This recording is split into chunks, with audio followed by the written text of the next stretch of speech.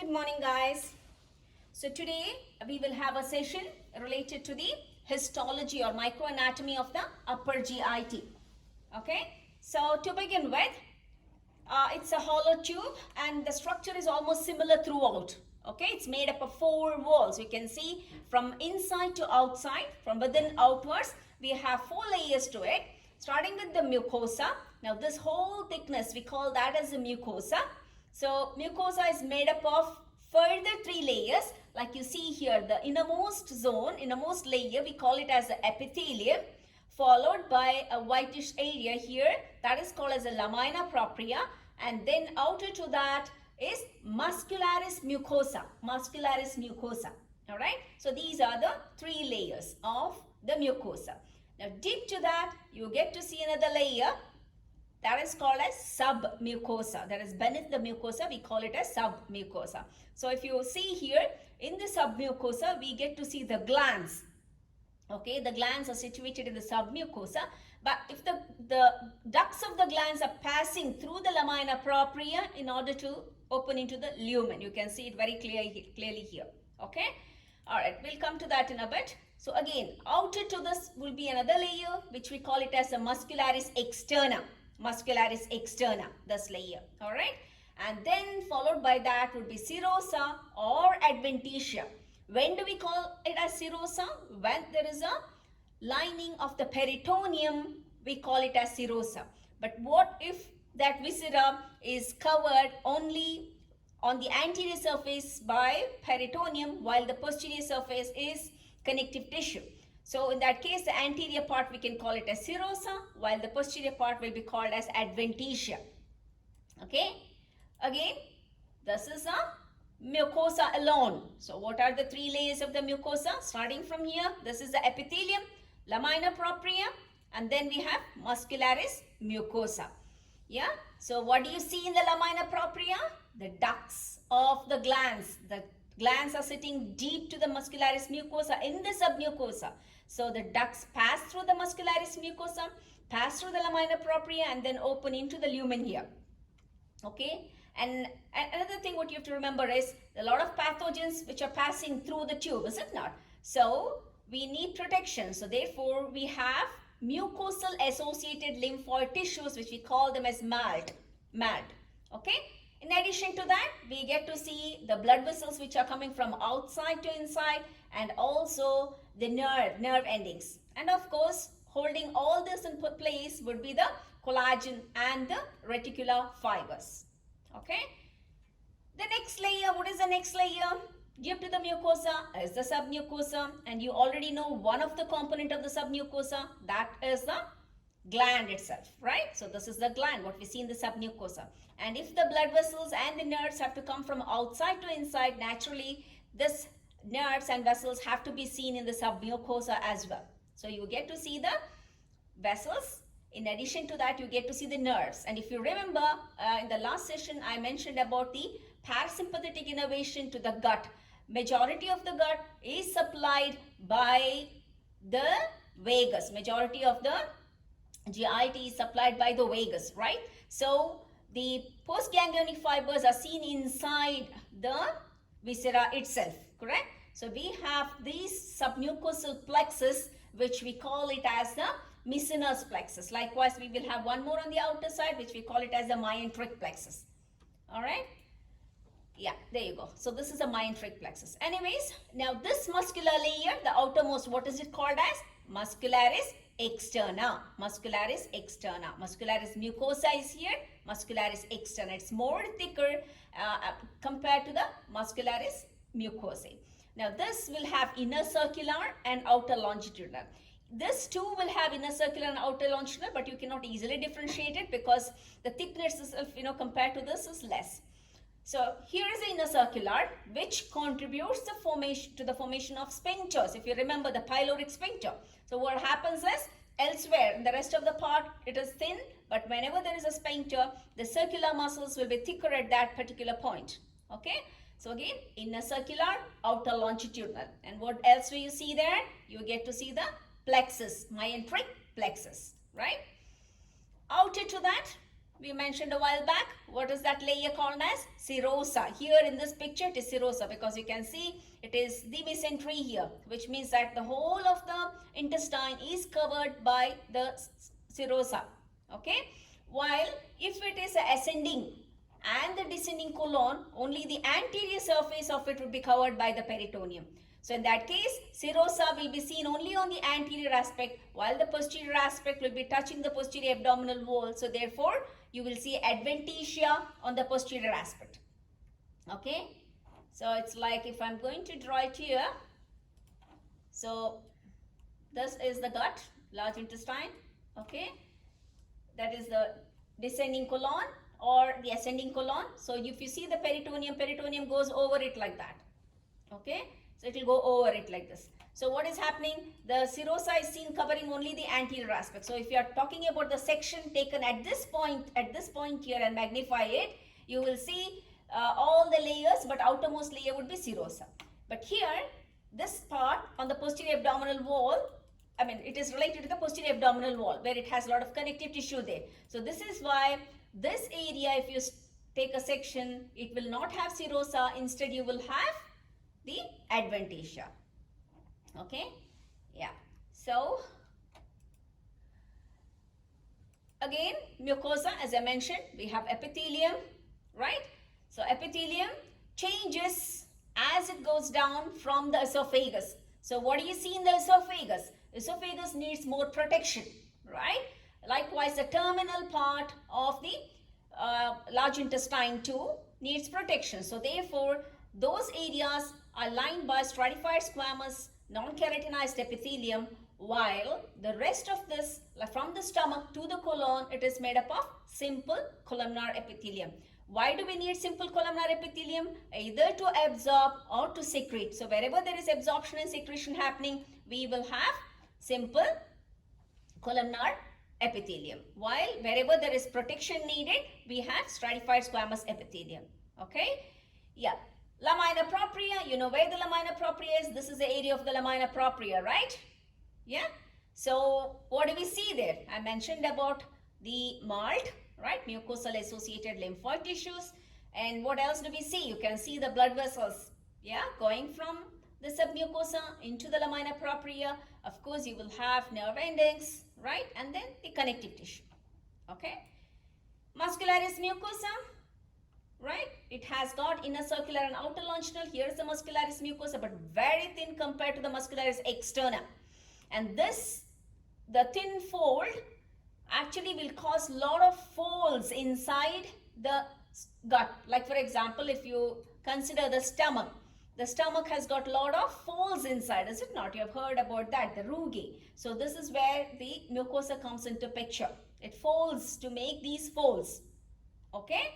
So, and I told you, it does have inner circular and outer longitudinal fibers. Okay. Now, if you see, these are tiny projections which are seen. Where do you see it? Only in the epithelium and lamina propria, these ones. Okay. Not the muscularis mucosae. The muscularis mucosae will not go into these tiny finger-like projections. And these finger-like projections are there to increase the surface area. So we call these as the villi. Again, if you look at the villi, you get to see only the lamina propria getting in, pushing it out like a small finger. Okay, so plenty of fingers you get to see here.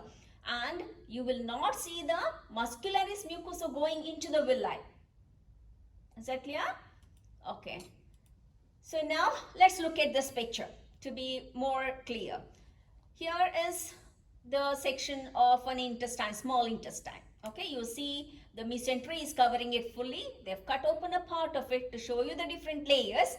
Now as you go in here, can you see these projections? So they are magnified. This whole thing is one of these. So what you see here is the muscularis mucosae which has made this projection like that. But there are, these projections are seen like that, like flaps throughout. Okay. Now these are circularly arranged. It has got a definite pattern, circularly arranged. Okay. So these are called as plicae circularis. plicae circularis. Why do we need this pattern? To increase the surface area. And this is not enough. Further, you see small finger-like projections here. That is called as villi. And muscularis mucosae will not get into the villi. I hope I'm clear. Let's move on. Yeah, that's a magnified part. Let's move on. Another picture. You see these folds. These are plicae. Okay, so this is one plicae. And what you see on top of that are these tiny finger-like projections. And if you magnify it further, the finger-like projections, we call them as the villi. And do you see the muscularis mucosae popping into it? No, it doesn't go into it, right? Yeah, so only the lamina propria goes into it. Okay, another magnified picture of the villi itself. So what you see here, of course, you get to see the epithelium, and then you see the lamina propria, and within the lamina propria you see the arterioles and the venule, and of course the lymphatic vessel, which we call it as a lacteal. Okay, yeah, so submucosa, by now you know what's seen in the submucosa. I already mentioned it a couple of times. Submucosa, you expect to see glands. Okay, so you see that in the duodenum as well as the esophagus. They have particular names where you're going to learn it later, like the Brunner's glands. You will learn that later. For now, remember them as the submucosal glands. And what else apart from the blood vessels and nerve plexus? What else do you see? You will see. What else are you going to see here apart from the blood vessels? You will see the connective tissue fibers, right? And also of course, the blood vessels and the nerve endings. Okay. So next. Sorry, we will move on to this is just to tell you how the Mesenus plexus, and I just put you an example here. We spoke about the sympathetic and the parasympathetic. This is the vagus supplying most of the GIT, right? So what happens is the preganglionic fibers are coming here, right? All the way from here, and they are getting into the mesentery or the peritoneal folds, and they come inside, and then they relay either in the mesenteric plexus or the myenteric plexus. Okay, myenteric plexus or the mesenteric plexus, and these are the postganglionic cells here inside. Okay, all right, so it's like this. Preganglionic fibers arise, they go to the viscera itself. The postganglionic fibers are situated inside the viscera itself. So I told you yesterday, what is the function of the parasympathetic? They are basically rest and digest. Is it not? Okay, so moving on, muscularis externa, I made a mention of this as well. It has got inner circular and outer longitudinal, and of course we get to see the nerve plexus called as the myenteric plexus. Okay, yeah, muscularis externa, since the inner circular fibers at certain points they become thicker to form the sphincters. Okay, now what you have to remember is stomach, because there has to be churning, right? So whatever contents are inside the stomach, it has to be mixed well. So we need an additional layer. So this layer is called as a oblique layer. So we in the inner part we have a oblique layer. Okay. Serous and adventitia, I hope you know the difference now. I already mentioned it more than 3-4 times. Okay. Yeah. Function of the epithelium, this again is very simple. What does it do?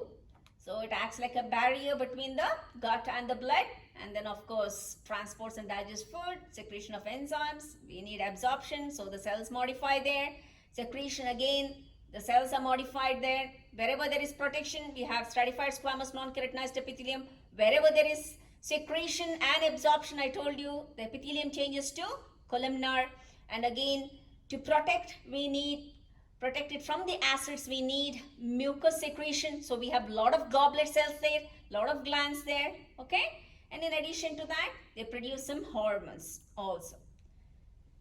Protective function, this picture very clearly shows that the layers are many, which means that this is esophagus, stratified squamous epithelium. So basically, as I told you, starts at the oral cavity, then we have the pharynx and the esophagus. At the gastroesophageal junction, the epithelium suddenly changes to columnar, and then At the terminal part of the anal canal, again we need protection, so we have the stratified squamous non-keratinized epithelium there. Now, as I told you, when it comes to stomach, what do we need? We need secretion. So you will see some glands, okay? So you'll see all these changes happening here. Just beneath that, you get to see plenty of glands, all right? Absorption, when it goes to the small intestine, we need absorption, and for absorption, we need a lot of surface area. So you will have finger-like projections, which are called as the villi, and also the glands go all the way down into the lamina propria down. So we call that as the intestinal glands as the crypts, okay? Yeah, these depressions, whatever you see, these are crypts of Libakine. You will come across that when I'm going to teach you the histology of the small intestine, okay? Yeah, and the glands there are called as the Brunner's glands. Remember I told you about these glands? So the duodenal glands are called as the Brunner's glands. Alright, so this picture I showed you a while back. Again, getting you oriented to all the different structures here. Villi, okay? This is the muscularis mucosa. Then we have the submucosa where we have the glands and structures like that. And then beneath this, muscularis mucosa, inner circular, outer longitudinal. Now, let's go to the esophagus. Now that you know the different layers and you already know the epithelium and the glands, okay, so we will quickly go over the esophagus now. Now, the whole mucosa actually is folded, but when it is distended, it disappears, okay? Epithelium, what epithelium? We need protection, right? So it has to be stratified squamous non-keratinized epithelium. Lamina propria. Now you know what lamina propria is. I'm not going to explain that. All right. Muscularis mucosa. It's not so well developed here. Okay, especially in the upper part of the esophagus. Okay, but as it comes down towards the stomach, the muscularis mucosa starts to be seen very clearly. Submucosa, because there has to be some secretion. So we have glands, mucus secreting glands, which are called as tubulo-alveolar glands. What do you mean by tubulo-alveolar glands? What is tubule? Tubule looks like that, like a tubule, like that, okay? So if this is the duct, these are, looks like tubules. So these are the cells in it. Sorry, I have to draw columnar cells. I'm not able to draw it with that. Okay, so these are the columnar cells. Okay, it's overlapped. I'm sorry, just make you understand. I'm just drawing some pictures here. Now, when you say alveolar, you know how the alveoli of the lung looks like. So it is like that, like a grape, right? And you draw the cells inside. Okay, so this is tubulo-alveolar. So which means that in some places you will see tubular structures, some places you will see alveolar structures. So is that clear? Next to that we have muscularis externa, and you know the muscularis externa has got inner circular and outer longitudinal. Now what you need to know about the muscularis externa of the esophagus, the important thing what you have to remember. Now what happens when we accidentally swallow some food and you feel like you are choked? If you leave it for some time, you feel that slowly the food is going down, right? So first you have to push the food, kind of gulp, and that means the muscles are voluntary. It is skeletal muscle. But eventually, as you leave it, you will see that the food goes down. What does that mean? The food will be gone down because of small, peristalsis kind of movement. So there will be smooth muscles there, okay? So upper part is where you push the food voluntarily, so that is skeletal muscle. The lower part is smooth muscle, and in the mix there's a transition happening, so therefore you will see a mixture of both skeletal and the smooth muscle. All right, and the last layer, again, esophagus. Is the whole of the esophagus seen in the abdomen? No. Majority of it is seen in the cervical region and the abdominal thoracic region. Majority is seen in the thoracic region, right? Is it covered by peritoneum or the pleura? No, is it not? So there is no serosa covering it there. So only the part which has been taken from the abdomen, that area will be covered by serosa. The rest of the part will not be covered by serosa. It is adventitia. Okay. Now let's look at this picture. This is a slide from our lab. So if you look at this picture, here is the lumen. Now what is this? This is the epithelium. So it is quite thick, which means that it is stratified squamous, non-keratinized epithelium. This is lamina propria. Why? Because you get to see the ducts of the glands. Where are the glands? So these are the glands. See, they look like tubule. And some places they look rounded. So acinar, tubulo-acinar. All right. Okay. So now, which means that these glands are seen in which layer? They have to be seen in the submucosa, right? So this is the epithelium. Here is the lamina propria. So where do you see the muscularis mucosa? Can you see this tiny bits here, patches here? So that is muscularis mucosa. Okay. Here is the submucosa. Outer to that or deeper to that, we have muscularis mucosa. Okay. So muscularis mucosa, these thin fibers what we see here are the inner circular, while this is the outer longitudinal. And outermost, this part of the esophagus would have been taken from the thoracic part. So this is why it is adventitia. You see it's quite thick. But if it is serosa, it's a very thin layer here, very thin layer here. Only squamous cells you can see. In that case, we can say it as the adventitia. Another picture here. So here it is zoomed in on the right side, while on the left it is zoomed out. So let us see this. What is this? Stratified squamous non-keratinized epithelium, right? Esophageal glands. So where do you see them? In the submucosa. These patches are muscularis mucosae. Okay. So here's the lamina propria. This is a muscularis mucosa. Here is muscularis externa. Inner circular, outer longitudinal. All right.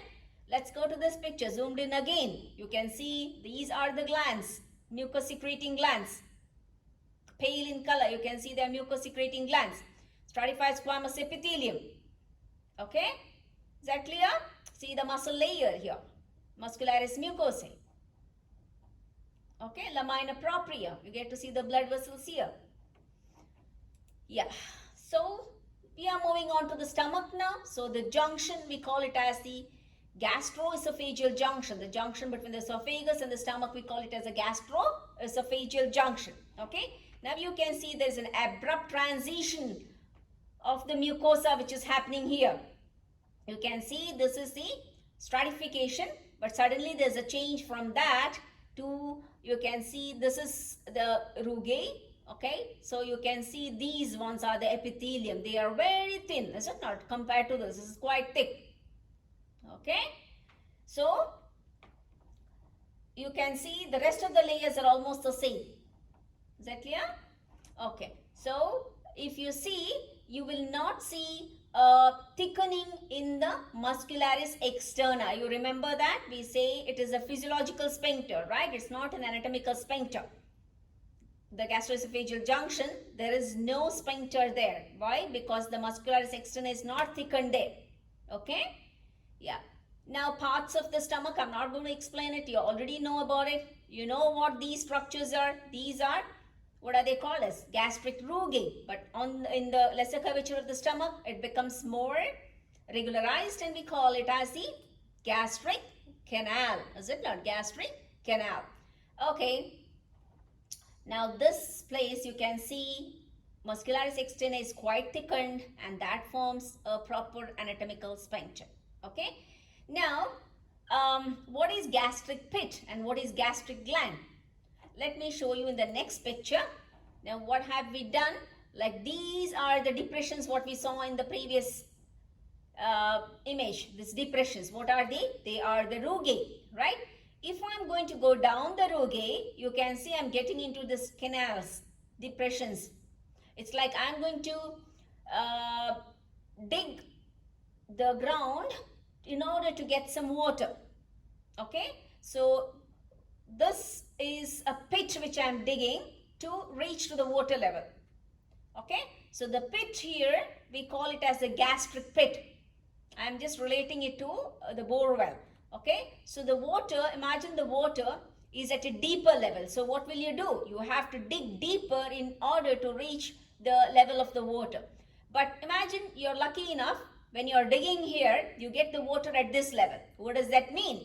The water level is more there. Likewise, in the stomach, there are some places where you get into the gastric pit and you get to see the gland very prominent, very clear. So which means that the gland, the length of the gland is more while the gastric pit is shallow.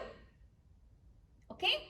But here in this place you can see the gastric glands are not well developed, which means that it is at a lower level, but the pits are longer.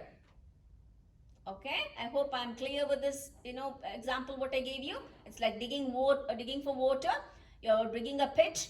If you're lucky enough, you will get the water at this level, which means that the glands, I'm relating it to the gland. The glands are well developed. In this picture, you see, unfortunately, the water is at a lower level, which means that the glands are not so well developed. Okay, so this is seen in the pylorus and also close to the cardiac end. But in the body, you get to see the pits are very shallow, the glands are very well developed. Okay, and epithelium, if you look at the epithelium, it is simple columnar cells without goblet cells. It does not have goblet cells here on the surface. No goblet cells on the surface. It does not have goblet cells. Okay, I told you about gastric glands. I told you what the pits are. So this is the gastric glands. They are seen at the base of the pits. Okay, so we have three types of glands: cardiac, gastric and pyloric. Cardiac, okay, gastric and pyloric. All right.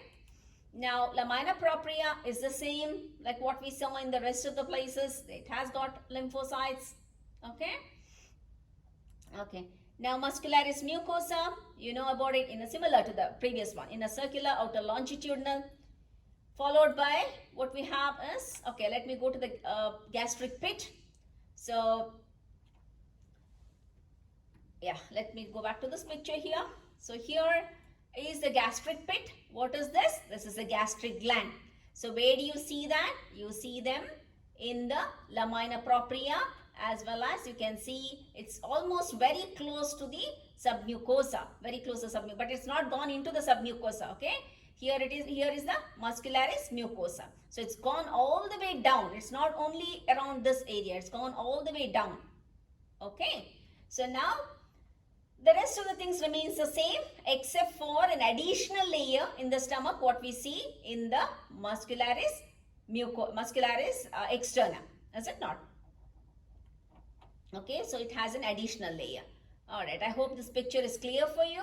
So these projections, what these are called as the pits, these are the glands. Okay, now if you look at the glands, there are plenty of different types of cells what we see.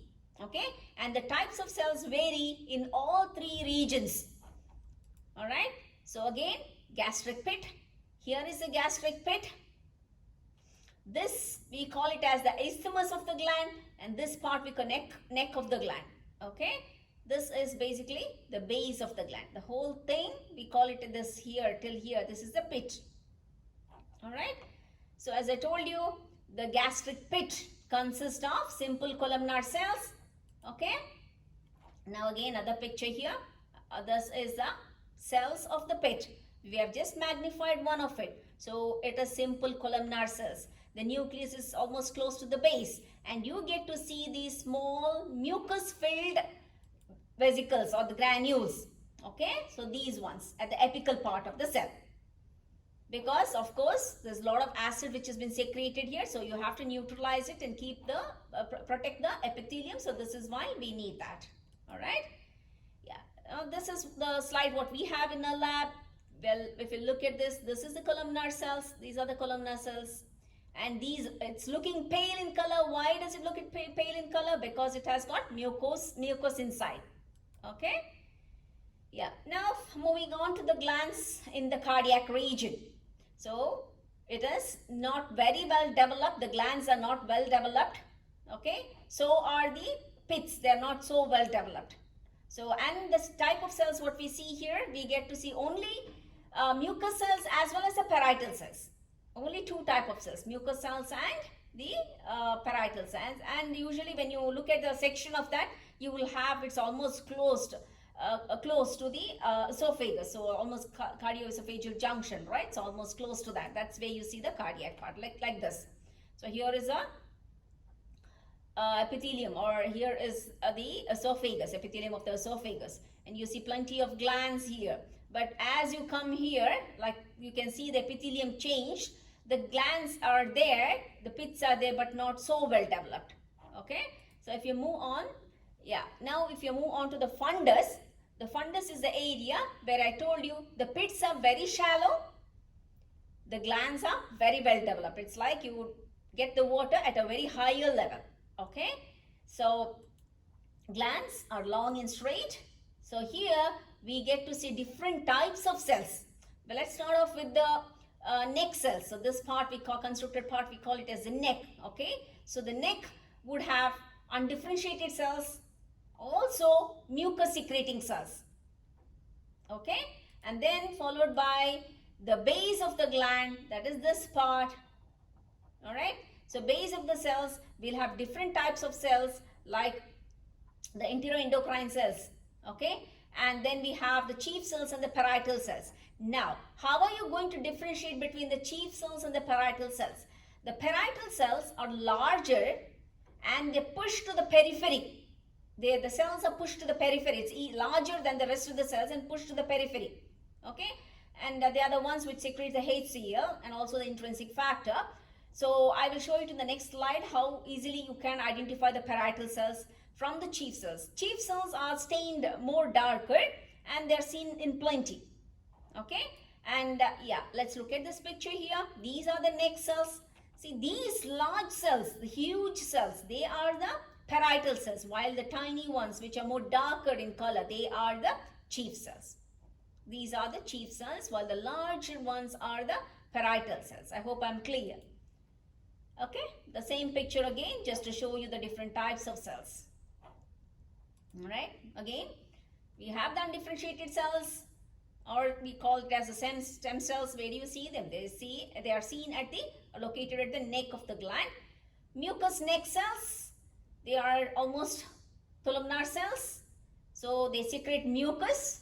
Okay, and then we have the parietal and the chief cells. The parietal cells, I told you how you're going to identify the parietal cells. They are more towards the periphery, larger cells which are pushed towards the periphery, and of course they secrete HCl and also gastric intrinsic factor. Chief cells, I showed you the picture there, the more darker in color, yeah, more basophilic. So they're plenty in number, and they secrete pepsinogen. Enteroendocrine cells, they're almost close to the base of the gland and they secrete somatostatin, histamine, and also gastrin. So this is a transverse section, a cross section which has been taken. Okay, and you can clearly appreciate the parietal cell, is it not? You can see they're pushed to the periphery, larger, while the rest of them are the chief cells. In the longitudinal, you couldn't identify that clearly, but here you can very well differentiate between the chief cells and the parietal cells. Okay, yeah. Pylorus of the stomach, again, what did I say about the pylorus? The pits are longer, right? While the glands are not well developed, right? So pits are deeper, you have to dig deeper to get the water. So pits are deeper, the gland is not so well developed. Okay, and here again we have mucus secreting cells. All right, so here these are the cells. Whenever it's pale in color, remember that means there are mucinogen granules inside. Is that clear? So mucinogen granules inside, and in addition to that you get to see few parietal cells like the cardiac end. Okay, and we get to see few neuroendocrine cells as well. Now muscularis externa, just to show you the different layers. So you see usually it is inner circular and outer longitudinal, right? So we have another oblique layer here, that is the innermost layer, followed by the middle circular, and then we have the outer longitudinal. Okay, serosa, you know what serosa is, so I'm not going to explain that. You already know. This is just a picture to show you the difference between the cardiac body and the pylorus. You see how deep the pit is, and you see the glands, they are not very well developed. Well, here you see the length of the glands, they are larger compared to the pit. Okay, here again the glands are not so well developed, and even these ones, the pits, are also not so well clear. Pyloric sphincter. What is pyloric sphincter? I mentioned about the pyloric sphincter. What is pyloric sphincter? And even I put up a question saying that if there is a carcinoma, it can easily spread to the esophagus, but not to the pyloric region. Why? Okay, this is just a clue which I'm dropping. So you have to come up with the answer for that. What is happening here from the epithelium? I told you epithelium of the stomach is simple columnar, but as you come down to the small intestine, you see the change in the epithelium.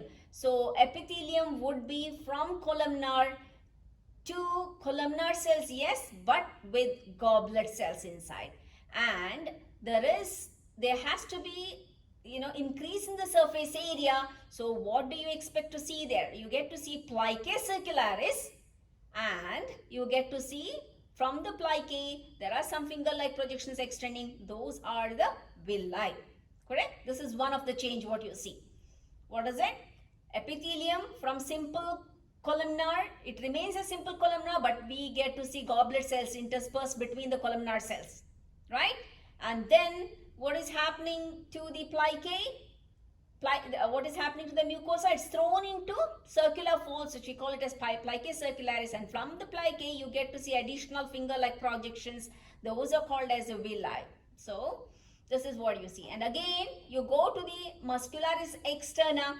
Yes, in the stomach you had 3 layers, but when we are coming to the duodenum at the gastroduodenal junction, the circular muscles become thicker, right? And that forms a pyloric sphincter. Okay, and then if you look at this layer, here's some mucosa. Can you see the number of glands here? It's filled, it's packed with glands, So in the duodenum, it has got lot of mucus secreting glands, because all the food and the acids from here, they come into the duodenum, so it has to be neutralized. So this is why we have a lot of mucus which is being secreted, and these glands are called as Brunner's glands. We will discuss that in the next week.